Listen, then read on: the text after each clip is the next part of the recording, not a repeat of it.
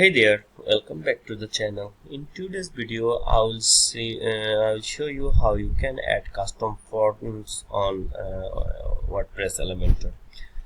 It's not hard things; it's very easy thing to do. For this, first open your editor. Then from your dashboard, you can select Elementor.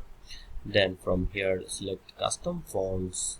Then select add new, then enter a title, font title here, then select add font, then select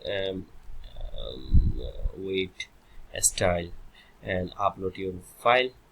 You can add WOFF file, WOFF2 file, TTF file, SVG file, ETT file.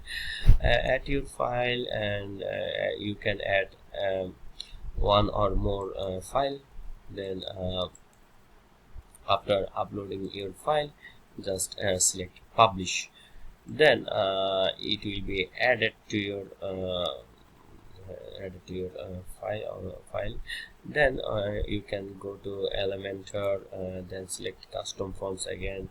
Now you can see it will be added to your fonts. So that's it. That's how you can add custom fonts on your Elementor. So if you found this video helpful, don't forget to give a like and subscribe for more tech tips like this.